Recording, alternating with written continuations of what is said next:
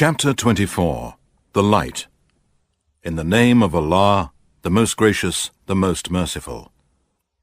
This is the chapter of the Qur'an which we have sent down and in which we have ordained its legal laws, and in it we have revealed manifest proofs, signs and revelations, so that you may remember. The woman and the man guilty of illegal sexual intercourse, flog each of them with 100 stripes. Do not let pity withhold you in their case in a punishment prescribed by Allah, if you believe in Allah in the last day.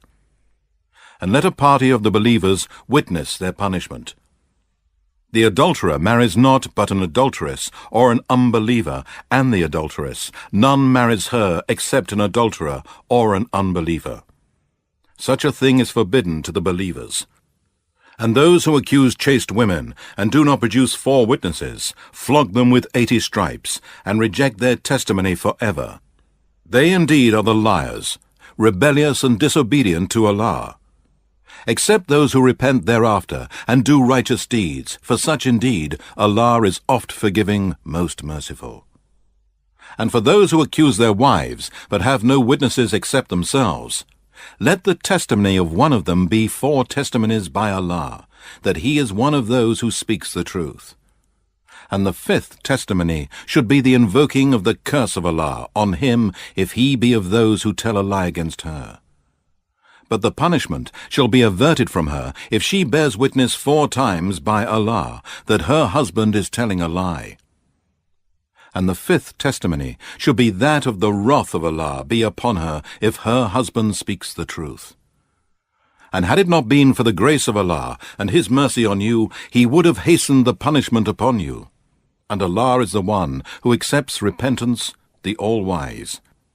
Indeed, those who brought forth the slander are a group among you.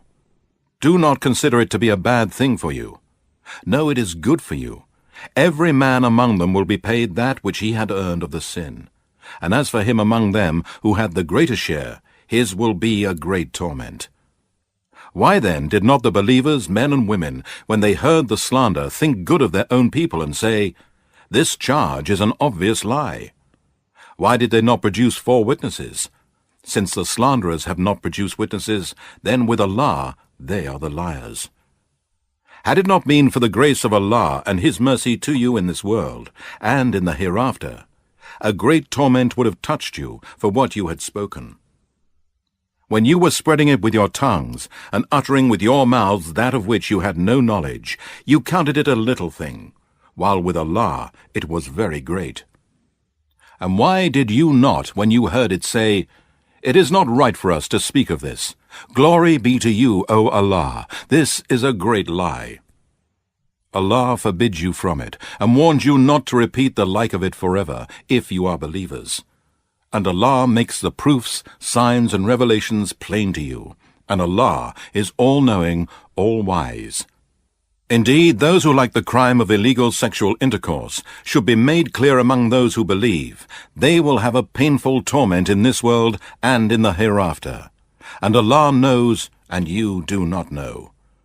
And had it not been for the grace of Allah and His mercy on you, Allah would have hastened the punishment upon you. And Allah is full of kindness, most merciful. O you who believe, follow not the footsteps of Satan. And whoever follows the footsteps of Satan, then know that he commands you to commit indecency and disbelief and polytheism. And had it not been for the grace of Allah and His mercy on you, not one of you would ever have been pure from sins. But Allah purifies and guides to Islam whom He wills, and Allah is all-hearer, all-knower. And let not those among you who are blessed with graces and wealth swear not to give any sort of help to their relatives, the poor, and those who left their homes for Allah's cause. Let them pardon and forgive. Do you not love that Allah should forgive you? And Allah is oft forgiving, most merciful. Indeed, those who accuse chaste women, who never even think of anything touching their chastity, and who are true believers, are cursed in this life and in the hereafter, and for them will be a great torment. On the day when their tongues, their hands, and their legs or feet will bear witness against them as to what they used to do, on that day Allah will pay them the recompense of their deeds in full, and they will know that Allah is the manifest truth. The bad women for the bad men, and the bad men for the bad women, and the good women for the good men, and the good men for the good women. Such amongst the good people are innocent of each and every bad statement which the others say.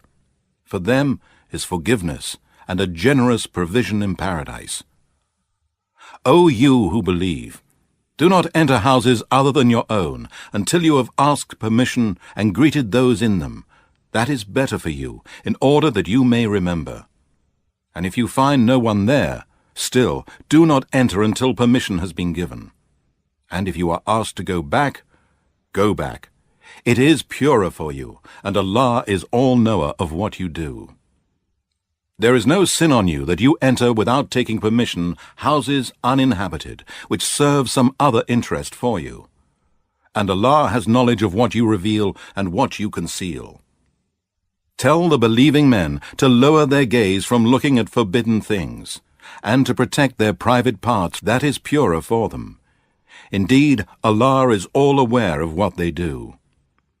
And tell the believing women to lower their gaze from looking at forbidden things, and protect their private parts from illegal sexual acts, and not to show off their adornment, except only that which is apparent, and to draw their veils over their bodies, and not to reveal their adornment except to their husbands, their fathers, their husbands' fathers, their sons, their husbands' sons, their brothers, or their brothers' sons, or their sisters' sons, or the Muslim women, or the female slaves whom their right hands possess, or old male servants who lack vigor, or small children who have no sense of the shame of sex.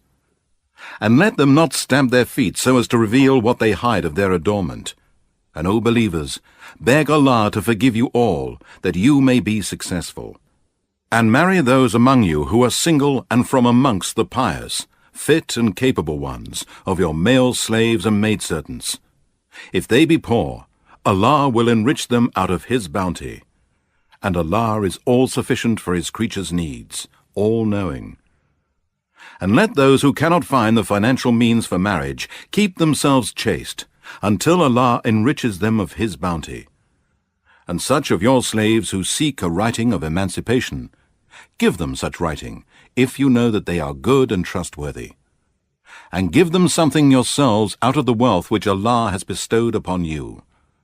And do not force your maids to prostitution, if they desire chastity, in order that you may make a gain in the goods of this worldly life. But if anyone forces them to prostitution, then after such force, Allah is oft forgiving, most merciful to those women. And indeed, we have sent down for you proofs, signs, and revelations that make things plain, and the example of those who passed away before you, and an admonition for those who are pious. Allah is the light of the heavens and the earth. The parable of His light is as if there were a niche, and within it a lamp. The lamp is in glass, the glass as if it were a brilliant star, lit from a blessed tree, an olive tree, neither of the east nor of the west, whose oil would almost glow forth of itself, though no fire touched it. Light upon light. Allah guides to His light whom He wills, and Allah sets forth parables for mankind, and Allah is all-knower of everything. Such a light is lit in houses, which Allah has ordained to be raised. In them His name is glorified in the mornings and in the afternoons or the evenings, by men whom neither trade nor sale diverts them from the remembrance of Allah with heart and tongue, nor from performing prayer, nor from giving charity. They fear a day when hearts and eyes will be overturned from the horror of the torment of the day of resurrection, that Allah may reward them according to the best of their deeds, and add even more for them out of His grace. And Allah provides without measure to whom He wills.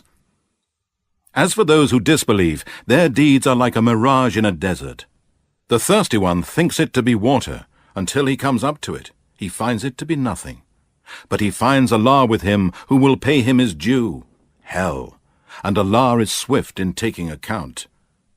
Or the state of a disbeliever is like the darkness in a vast deep sea, overwhelmed with a great wave, topped by a great wave, topped by dark clouds, darkness, one above another. If a man stretches out his hand, he can hardly see it. And he for whom Allah has not appointed light, for him there is no light. Do you not see that it is Allah to whom glorifies whoever is in the heavens and the earth, and the birds with wings outspread in their flight? Indeed, of each Allah knows his prayer and his glorification, and Allah is all aware of what they do. And to Allah belongs the sovereignty of the heavens and the earth, and to Allah is the return of all. Do you not see that Allah drives the clouds gently, then joins them together, then forms them into layers, and you see the rain comes forth from between them? And he sends down from the sky hail from clouds like mountains, and strikes with it whom he wills, and averts it from whom he wills. The vivid flash of his lightning nearly blinds the sight. Allah causes the night and the day to succeed each other. Truly in these things is indeed a lesson for those who have insight. Allah has created every moving living creature from water. Of them there are some that creep on their bellies, some that walk on 2 legs, and some that walk on 4. Allah creates what he wills. Indeed, Allah is able to do all things.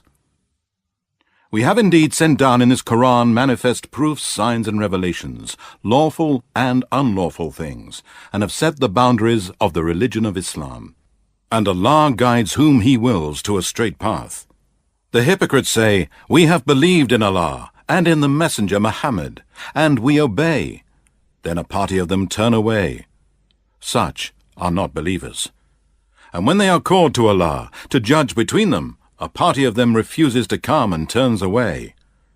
But if the right is with them, they come to him willingly with submission. Is there a disease in their hearts? Or do they doubt or fear lest Allah and his Messenger should wrong them in judgment? No, it is they themselves who are the polytheists, hypocrites, and wrongdoers. The only saying of the faithful believers when they are called to Allah to judge between them is that they say, "We hear and we obey." And such are the prosperous ones who will live forever in paradise. And whoever obeys Allah and his Messenger, fears Allah, and keeps his duty to him, such are the successful ones. They swear by Allah their strongest oaths, that if only you would order them, they would leave their homes to fight in Allah's cause. Say, "Do not swear. This obedience of yours is known to be false. Indeed, Allah knows well what you do." Say, "Obey Allah and obey the Messenger, but if you turn away, the Messenger is only responsible for the duty placed on him, to convey Allah's message, and you for that placed on you. If you obey him, you shall be on the right guidance. The Messenger's duty is only to convey the message in a clear way. Allah has promised those among you who believe and do righteous good deeds that he will certainly grant them succession to the present rulers in the earth, as he granted it to those before them, and that he will grant them the authority to practice the religion which he has chosen for them. And he will surely give them in exchange a safe security after their fear, provided the believers worship him and do not associate anything in worship with him. But whoever disbelieved after this, they are the rebellious and disobedient to Allah. And perform prayer and give charity and obey the Messenger Muhammad, so that you may receive mercy from Allah. Do not consider that the disbelievers can escape in the land. Their abode shall be the fire, and worst indeed is that destination. O you who believe, let your slaves and slave girls, and the children among you who have not come to the age of puberty, ask your permission before they come to your presence on 3 occasions: before the morning prayer, and while you take off your clothes for the midday rest, and after the late night prayer. These 3 times are of privacy for you. Other than these times, there is no sin on you or on them to move about attending each other. Thus Allah makes clear the verses of this Qur'an to you, and Allah is all-knowing, all-wise. And when the children among you come to puberty, then let them also ask for permission, as those senior to them in age ask permission. Thus Allah makes clear His commandments for you, and Allah is all-knowing, all-wise. And as for women who are past childbearing and do not expect wedlock, it is no sin on them if they discard their outer clothing in such a way as not to show their adornment. But to refrain and not to discard their outer clothing is better for them.